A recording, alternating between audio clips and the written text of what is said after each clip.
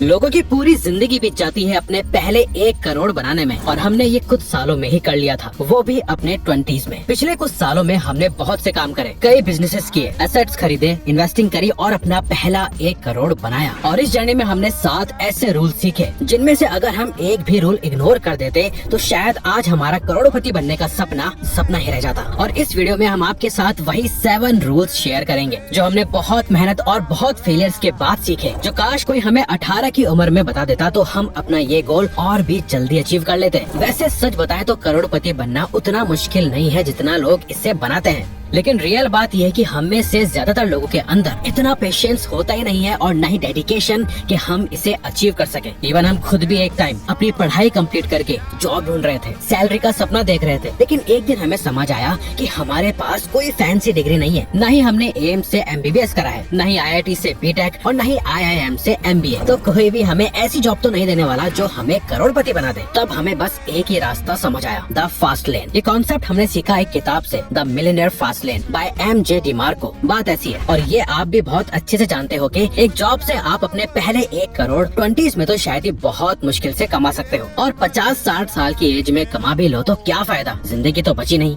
देखो ये चार्ट, दुनिया के रिचेस्ट लोगों में 75% एंटरप्रेन्योर्स हैं, 15% इन्वेस्टर्स और 0% एम्प्लॉइज। ये नंबर खुद बता रहा है कि सिर्फ नौकरी से ये गेम नहीं जीता जाता। हमने भी इसी बात को समझा कि कोई भी जॉब हमें अपने 20s में रिच नहीं बना सकती, और हम अपनी रिच लाइफ अभी जीना चाहते थे, 30s या 40s की एज में नहीं। इसी सोच के साथ हमने अपना ये YouTube चैनल स्टार्ट किया, दिन रात की मेहनत करी, तो 8 महीने में ही हमारे इस चैनल की एक वीडियो वायरल चली गई। और जब हमने इतनी मेहनत की, पर उन 8 महीनों के आखिर के दिनों में भी हम यही सोचते थे कि इसे कंटिन्यू करें या क्विट कर दें, लेकिन हमने क्विट नहीं किया। और रिजल्ट ये था कि हमने अपना पहला मिलियन उस उम्र में बना लिया जब लोग अपने पापा से बाइक के पैसे मांग रहे होते हैं। हमने दिल्ली में घर लेने जैसी सारी ख्वाहिशें और गोल्स पूरे कर लिए, वो भी इसी लाइफ में। सब कुछ अपने 20s में ही अचीव कर लिया। अगर आप भी ये सब करना चाहते हो तो सच बोले तो बकवास बंद करो और ये करो जो अब हम बता रहे हैं। Cut the crap and make money. Routine, self help books, motivational reels, ये सब इल्यूजन क्रिएट करते हैं। जो लोग इसे फॉलो करते हैं वो अमीर बनने के बाद ये ज्ञान देते हैं कि ये सब करो। जब वो आपकी एज में थे, स्ट्रगल कर रहे थे, वो ये सब नहीं करते थे। वो बस पागलों की तरह मेहनत करते थे। उनका बस एक ही गोल था, और आपका भी बस एक ही गोल होना चाहिए, बिजनेस और पैसा। इसमें सिर्फ एक चीज चलती है, लॉजिक और मैथ। सिर्फ पैशन से पैसा नहीं बनता, ये बातें सिर्फ फिल्मों में ही अच्छी लगती हैं। इसलिए अच्छा काम, कंफर्ट वाला काम, पैशन, ये सब छोड़ो और पैसा बनाने पे ध्यान लगाओ। अगर पैसा ही कमाना है, एक प्रॉफिटेबल आइडिया ढूंढो, कुछ बिल्ड करो, किसी की प्रॉब्लम सॉल्व करो, खुद को अप स्किल करो और बाहर जाओ लोगों के बीच, अपना प्रोडक्ट, अपनी skill, just sell something. Rejection आएंगे, बहुत आएंगे, पर आप एक ऐसी राह पे निकल चलोगे जो आपको अपने पहले 1 करोड़ तक किसी भी एक 9 to 5 जॉब से ज्यादा जल्दी ले जाएगी। आसान भाषा में बोले तो एक चीज 50 का खरीदो, 100 का आगे बेचो। दैट्स इट, नो बकवास। पैसा बनाने का सीधा तरीका। पैसा वैल्यू क्रिएशन का बाय प्रोडक्ट होता है। अपना सारा दिमाग नंबर्स पे लगाओ, बस पैसा बनाना है, ये सोचो। जब आप इस कदर मेहनत करोगे तो हम गारंटी देते हैं कि पैसा अपने आप आने लगेगा। और जैसे थोड़ा भी पैसा आने लगे तो वो गलती मत करना जो ज्यादातर लोग करते हैं, बल्कि ये रूल 3rd फॉलो करना, स्टार्ट इन्वेस्टिंग अर्ली। हमें कुछ अच्छे लोग मिले जो ऑलरेडी सक्सेसफुल थे, रिच थे। उन्होंने हमें कुछ एडवाइस नहीं दी, हमने भी कभी नहीं मांगी, बल्कि ऑब्जर्व किया। बस हमने देखा वो लोग लैंड में, प्रॉपर्टी में, SIPs में, गोल्ड में, सिल्वर्स में, स्टॉक्स में इन्वेस्ट कर रहे थे। वो लॉन्ग टर्म वेल्थ बना रहे थे और हम भी वही चाहते थे, क्योंकि एक बार अमीर बनना बहुत आसान है, लेकिन अमीर बने रहना ही असली चैलेंज होता है। और इन्वेस्टिंग एक रास्ता है जिससे लाइफ लॉन्ग वेल्थ बनती है। खुद में इन्वेस्ट करो, एसेट्स में इन्वेस्ट करो, लैंड में इन्वेस्ट करो, स्टॉक्स में इन्वेस्ट करो। और जहाँ सबसे ज्यादा पैसा बनता है वो होती है बड़ी बड़ी कंपनीज, ब्रांड्स जो सालों साल से चले आ रहे हैं। अपने आसपास देखो, एप्पल, कोका कोला जैसे ब्रांड्स, इनमें इन्वेस्ट करो। ये लॉन्ग टर्म कंपनीज है, पर एक दिक्कत है, ये सारे ब्रांड्स इंडियन स्टॉक मार्केट में लिस्टेड नहीं है। ये सब US के स्टॉक्स हैं, और US के स्टॉक्स में इन्वेस्ट करने के लिए आपको चाहिए होगा IND मनी। हम पर्सनली खुद भी US स्टॉक्स में इन्वेस्ट करने के लिए IND मनी यूज करते हैं। अब सवाल ये है कि एप्पल का पूरा शेयर तो महंगा होगा ना, अप्रॉक्स $273, यानी 24,500 रुपए के आसपास। यही प्रॉब्लम एनवीडिया और माइक्रोसॉफ्ट जैसे स्टॉक्स के साथ भी है। इसीलिए IND मनी देता है फ्रैक्शनल इन्वेस्टिंग,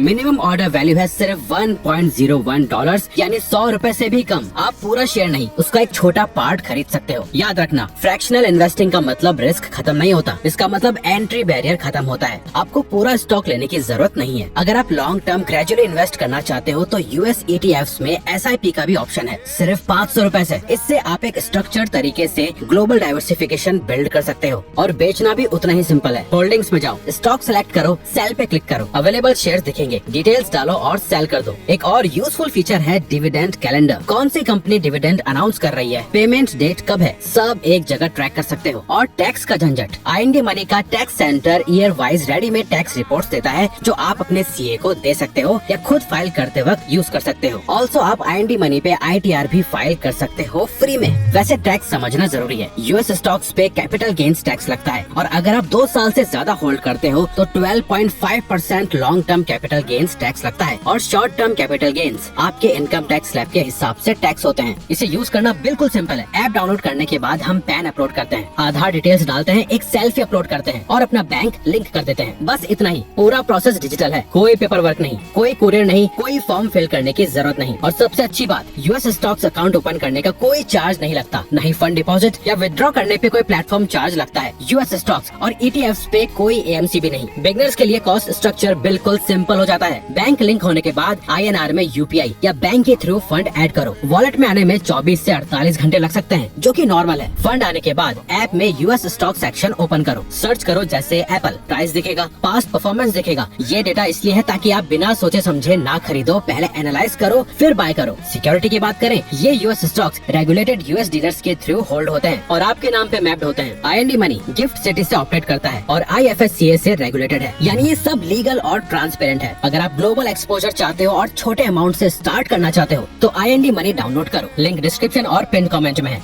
अब आते हैं वापस अपने rule number 4, sacrifice for the price. अब यहाँ पे हम आपसे एक कड़वा सच शेयर करेंगे। अर्ली एज में रिच बनना है तो प्राइस तो चुकाना ही पड़ेगा, क्योंकि कुछ भी फ्री में नहीं मिलता और वो प्राइस है सैक्रिफाइस। जब आपके दोस्त वीकेंड पे पार्टी प्लान कर रहे होंगे, आप अपना लैपटॉप खोल के बैठे होंगे। जब लोग संडे को सो रहे होंगे, आप पूरी तरह थके हुए होंगे, फिर भी नींद आते हुए भी काम कर रहे होंगे रातों में जग के। आप बिल्कुल टाइम वेस्ट नहीं कर सकते। हर वीकेंड हैंग आउट, हर रैंडम आउटिंग, हर बस एक दिन चिल करते हैं। ये सब लग्जरी है जो आप अभी अफोर्ड नहीं कर सकते। मिडिल क्लास पुअर माइंडेड लोगों की तरह सोच के चलोगे तो उन्हीं जैसा रिजल्ट मिलेगा, जिनको चाहिए सब कुछ लेकिन बदले में कुछ देना या करना नहीं है। पैसा रिवॉर्ड है, सैक्रिफाइस उसका प्राइस है और ये प्राइस सबको चुकाना पड़ता है, चाहे वो एलन मस्क हो या मुकेश अंबानी। फर्क सिर्फ इतना है कि सक्सेसफुल लोग ये प्राइस चुकाने को रेडी होते हैं, बाकी लोग एक्सक्यूजेस ढूंढते हैं। दिन रात हसल करना पड़ेगा, कोई शॉर्टकट नहीं है, कोई ओवरनाइट सक्सेस नहीं होती। जो भी ओवरनाइट सक्सेस दिखाती है उसके पीछे सालों की मेहनत छुपी होती है, या फिर वो कोई गलत काम होता है। अगर आपको कोई गलत काम करके अपनी मम्मी डैडी को प्राउड फील करवाना है तो बात अलग है। इसीलिए हम कहते हैं कभी कभी डिसअपियर हो जाओ। लोग कॉल करेंगे, मैसेज करेंगे, कहाँ हो भाई, पूछेंगे, आप अपने गोल के पीछे गायब हो जाओ। जब वापस आओगे तो आपका रिजल्ट बात करेगा।